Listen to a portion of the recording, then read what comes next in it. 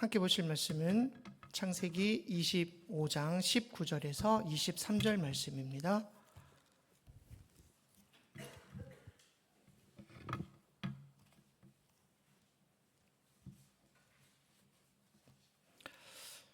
구약 34페이지 창세기 25장 19절에서 23절 말씀까지 보겠습니다.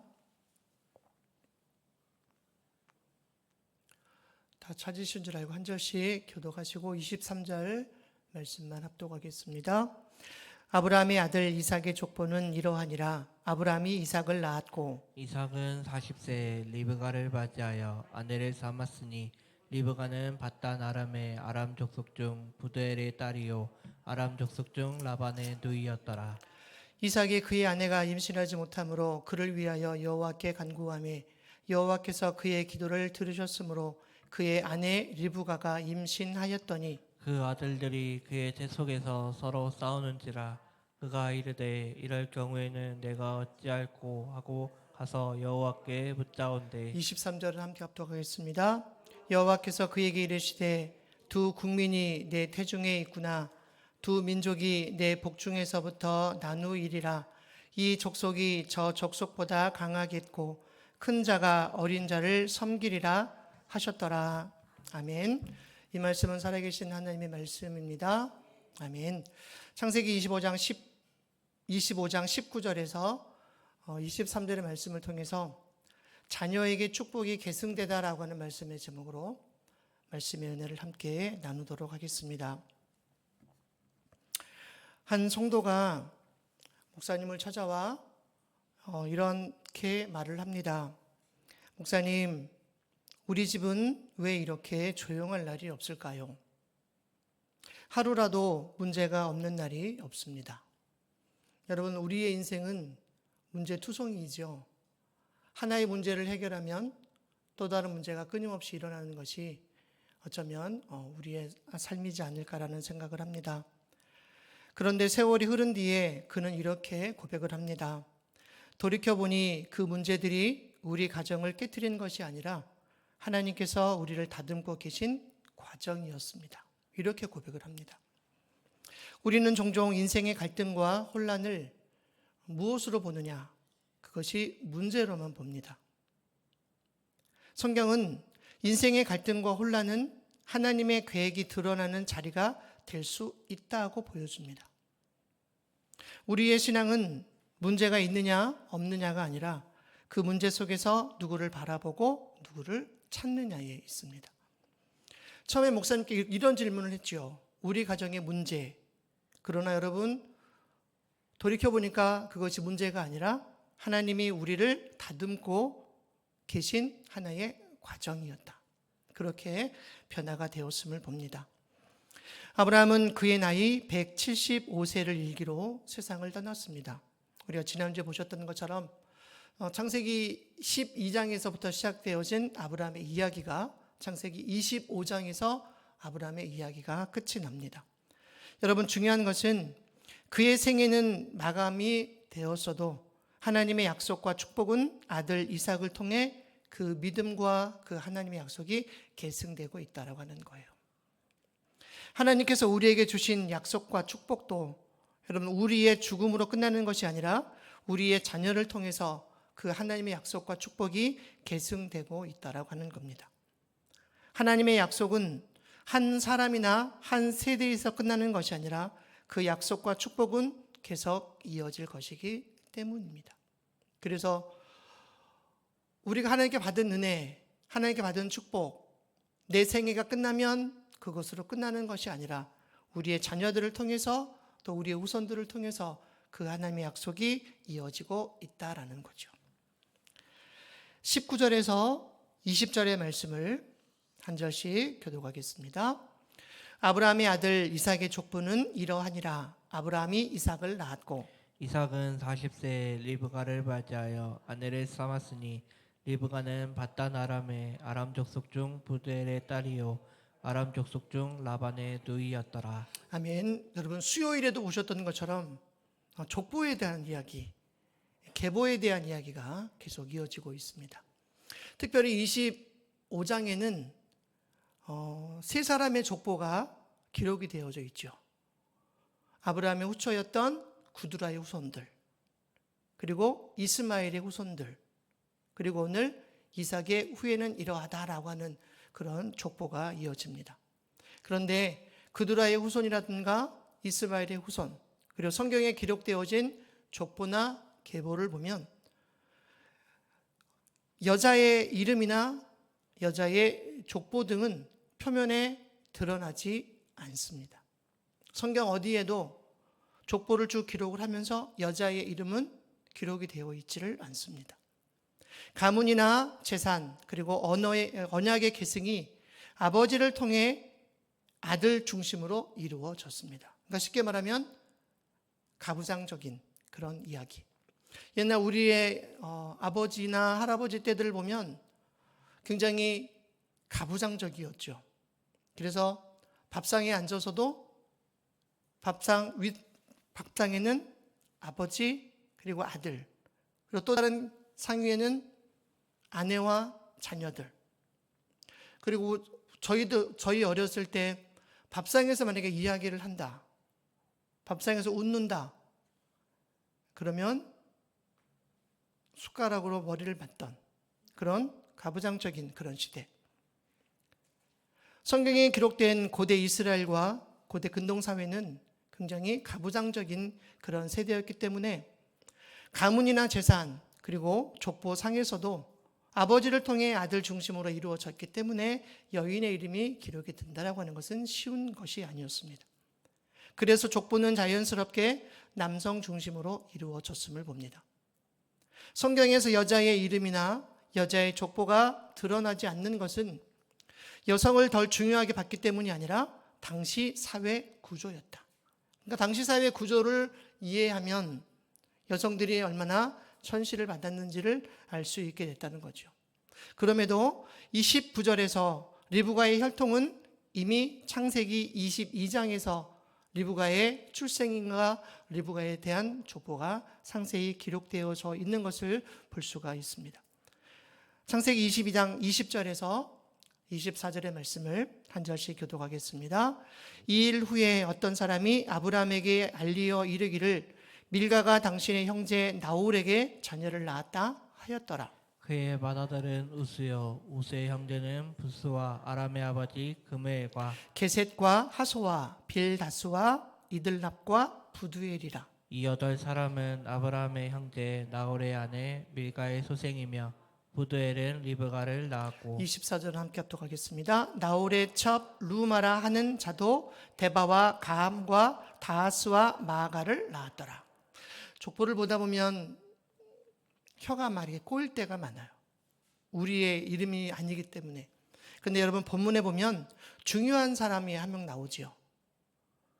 22절에 보면 부두엘이라고 하는 사람이 나옵니다. 그리고 23절에서 부두엘은 리브가를 낳았다. 그러니까 아브라함의 이야기를 쭉 기술하다가 갑자기 이삭을 드렸던 사건 말미에 나홀의 후손, 그러면서 리브가를 소개하고 있음을 봅니다. 아브라함은 부엘세바에 거주하면서 하란에 남은 형제 나홀의 가문에 대한 소문을 듣게 되죠. 아브라함의 이야기 중간에 나홀의 자손을 소개하고 있는 것, 갑자기 좀 어색하기도 하고 왜 이 본문이 갑자기 이렇게 툭 튀어나올까라고 하는 그런 것을 보게 됩니다. 하지만 본문이 제시하고 있는 핵심 내용이 바로 리브가의 출생을 이야기하고 있기 때문에 그렇습니다. 바로 중요한 복선을 깔고 있다고 하는 거죠. 여러분, 우리가 족보를 쭉 읽어가다 보면 여인의 이름이 갑자기 툭 튀어나오는데 그것이 25장에서 이삭의 아내로 리브가가 부름받게 되었다라고 하는 것을 본문을 통해서 보게 됩니다. 결론적으로 리브가는 아브라함의 친족으로 언약 가문 안에서 선택된 이삭의 아내임을 밝히고 있습니다. 여러분, 이삭과 리브가의 관계가 어떻게 될까요? 가끔씩 저희 아이들에게 그 친족의 관계, 이것을 이야기하면 아이들이 굉장히 머리를 아파해요. 이삭과 리브가의 관계 몇 촌 정도가 될까요? 아버지 형제 나홀, 그리고 나홀은 부두엘을 낳고 부두엘은 리브가를 낳죠. 그러면 이삭과 리브가의 관계는 5촌이죠. 5촌 당숙 정도 이렇게 됩니다. 근데 제가 지난주에 설교를 드릴 때 잘못 말씀드린 게 있어서 수정을 하도록 하겠습니다. 여러분, 아브라함의 나이가 175세를 살고 죽지요. 근데 성경은 기한이 다하여 늙어 혈조에게로 돌아갔다 이렇게 기록을 하잖아요. 그러면 아브라함은 이삭을 통해서 낳은 야곱과 에서를 보았을까요? 보지 못했을까요?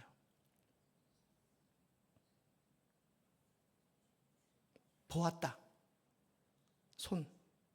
보지 못했다. 손. 우리 아이들에게 가끔 우리 유소년부의 친구들에게 보았다. 손을 드는 친구도 있고 보지 못했다. 보았다가 많은 것 같네요. 자, 100세에 이삭을 낳습니다. 그리고 이삭은 40세에 리브가를 아내로 취하게 되죠. 그런데 약 20년 넘게 자녀가 없었습니다. 그리고 60세에 에서와 야곱을 생산하게 되죠. 그러면 대략 한 15년 정도 아브라함의 품 안에서 에서와 야곱이 자랐을 것이다. 그렇게 추측하는 걸로 봐서는 아브라함은 그의 손주들 에서와 야곱을 보았다.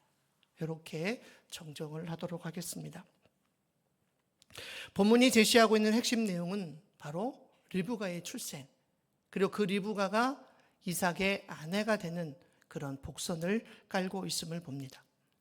하나님은 이렇게 아브라함과 그의 자손의 앞날에 일어날 일들을 차근차근 하나님은 준비하고 계셨다라고 하는 거죠. 우리는 깨닫지 못하는 순간 하나님은 시간을 초월해 일하시고 그 영원하신 하나님께서 우리가 깨닫지 못하는 순간들임에도 불구하고 하나님은 하나씩 하나씩 일을 만들어 가고 있다는 것을 봅니다. 사랑하는 여러분, 믿음의 눈으로 보면 세상에 우연이란 없습니다. 하나님은 지금도 우리의 앞날을 위해 우리가 알지 못하는 일들까지 당신의 온전한 뜻 가운데 그 일들을 준비해 가고 있다라고 하는 거죠.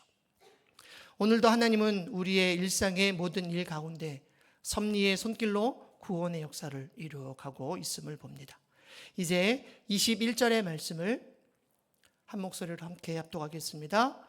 이삭이 그의 아내가 임신하지 못함으로 그를 위하여 여호와께 간구하매 여호와께서 그의 간구를 들으셨으므로 그의 아내 리브가가 임신하였더니. 아멘.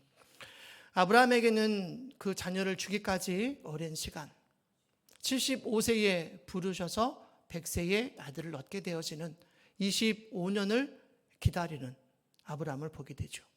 그런데 이삭은 40세에 결혼을 하고 60세에 에서와 야곱을 낳게 되어지는 사건. 몇 년을 기다렸다는 거죠? 20년 넘게 기다렸다는 겁니다. 우리는 여기서 중요한 사실 두 가지를 발견하게 됩니다. 하나는 약속의 계승은 내 마음대로 되는 것이 아니라 하나님의 섭리와 하나님의 축복이 있어야만 가능하다는 겁니다. 사람들은 종종 하나님의 약속을 내가 노력하면 물려받을 수 있는 권리처럼 생각을 합니다. 신앙생활을 오래 하셨던 분들, 그리고 때로는 헌신을 많이 하셨던 분들, 그리고 가문이 믿음의 집안이니 당연히 약속의 계승자가 될 것이라고 생각을 합니다. 어떤 분들이 종종 이런 얘기들을 하시더라고요. 우리 문독순 고사님 모태신앙이신가요? 모태신앙 아니세요?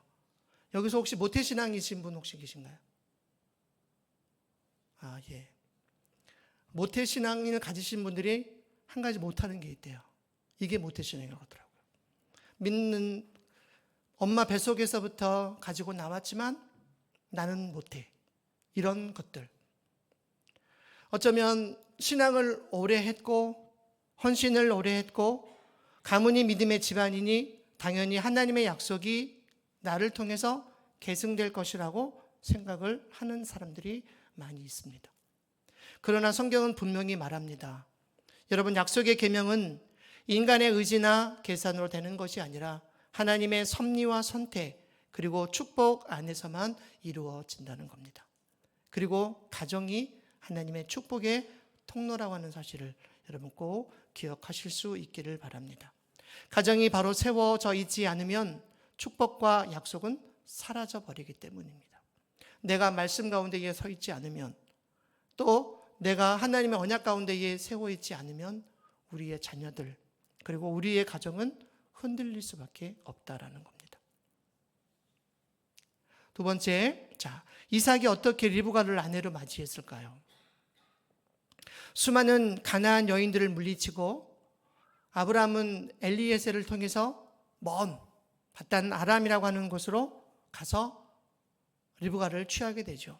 여러분, 브엘세바에서 하란까지 그리고 바단 아람까지의 거리는 대략 800km가 넘습니다.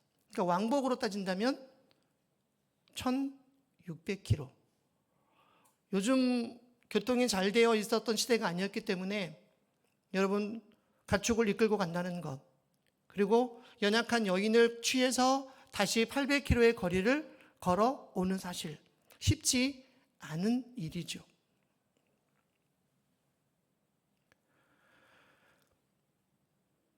이삭이 리브가를 아내로 맞이할 수 있었던 것, 모두가 하나님의 일하심이었고 모두가 하나님의 선택이었고 하나님의 계획이었음을 봅니다. 그러나 막상 결혼하고 여러분, 자녀가 없는 시간을 무려 20년 넘게 보냈다라고 하는 사실. 기도의 응답으로 얻은 리브가는 불임증의 여인이었습니다.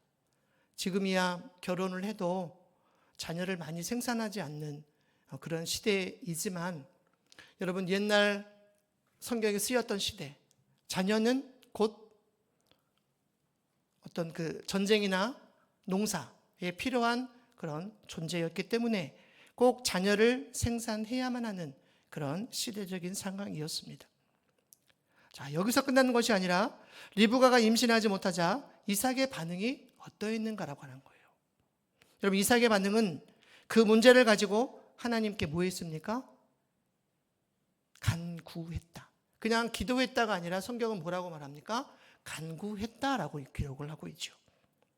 간구함의 이 영어 번역본 NKJV를 보니까 이 기도는 단순한 기도가 아니라 마치 탄원하는 그런 간곡함이 있었던 기도였다라고 이야기합니다. 기도에 강한 열정을 가지고 했다라고 하는 거예요. 간절한 마음으로 기도를 했다는 겁니다.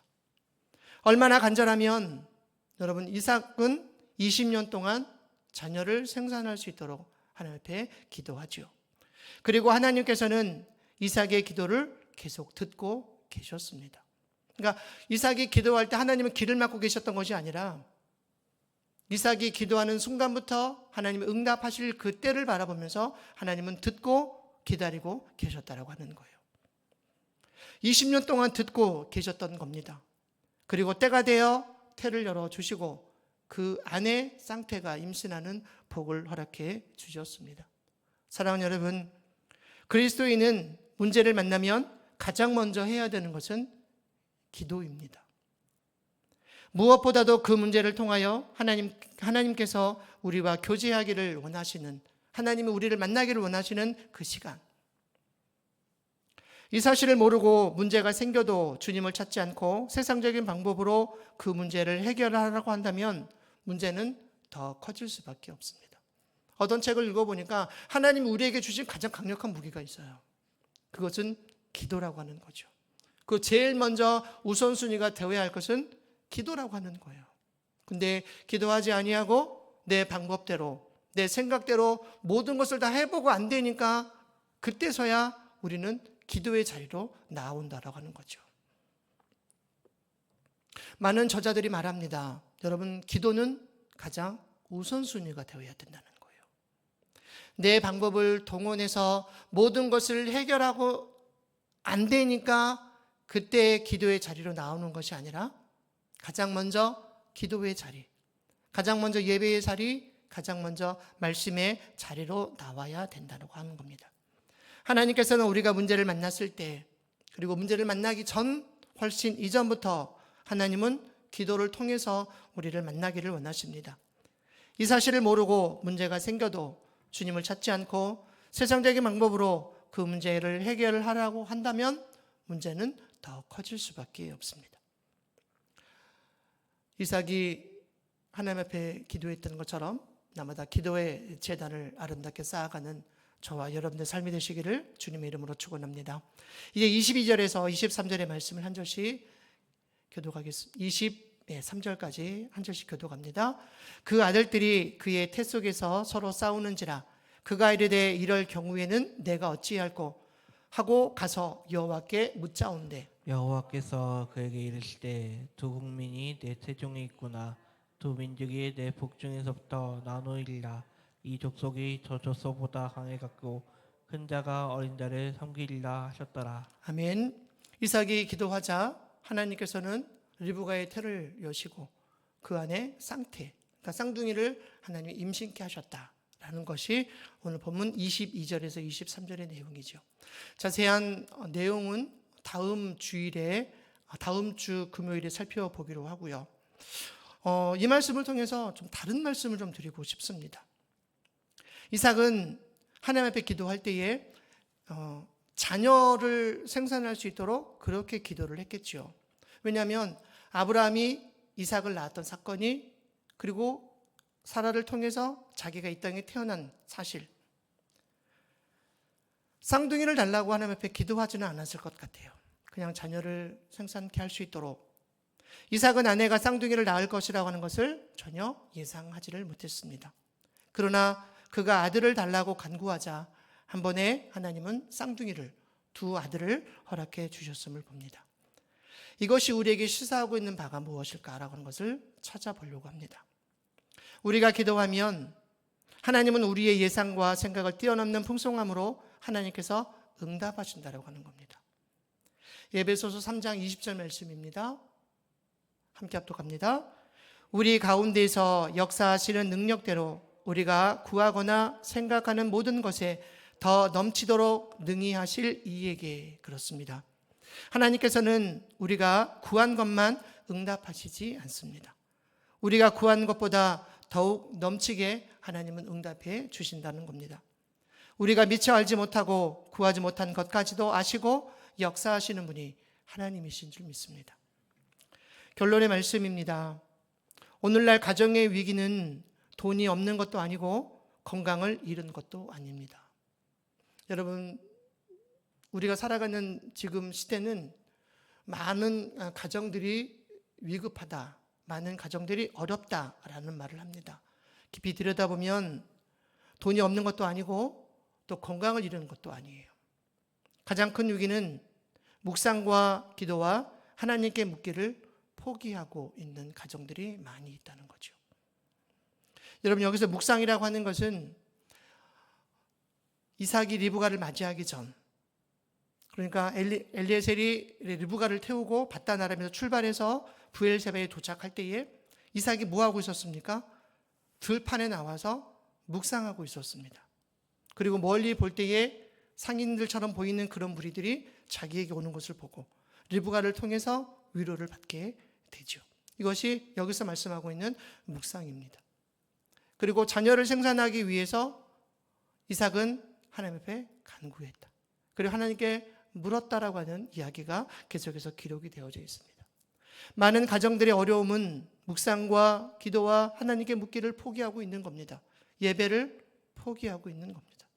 사랑하는 여러분, 우리의 가정이 예배함으로, 하나님 앞에 묵상함으로, 하나님께 기도함으로 하나님께 묻기를 포기하지 않고 나보다 하나님 앞에 예배하는 복된 가정들이 되시기를 주님의 이름으로 축원합니다.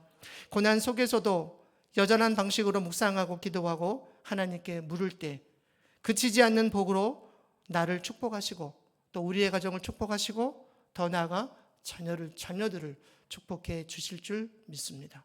오늘 이 가정의 모든 축복들이 여러분들을 통해서 자녀들까지 또 후손들까지 아름답게 계승되어지는 복된 삶을 살아가실 수 있기를, 복된 가정이 되실 수 있기를 다시 한번 주님의 이름으로 축원합니다. 기도하겠습니다. 사랑과 은혜가 풍성하신 아버지 하나님, 하나님의 일하심과 계획은 우리의 생각과 우리의 기준을 뛰어넘음을 믿습니다. 세상의 질서와 사람의 판단이 아니라 하나님의 주권과 하나님의 은혜를 신뢰하며 살아가게 하옵소서. 우리의 가정과 우리의 인생, 아직 보이지 않는 미래까지도 역사하시는 하나님께 맡겨 드립니다. 비교하지 않게 하시고 두려워하지 않게 하시고 주님이 정하신 것을 믿음으로 걸어가는 복된 사람들 되게 하옵소서. 오늘도 우리의 삶 가운데 주님의 뜻이 이루어지기를 소망하며 예수님의 이름으로 기도드립니다. 아멘.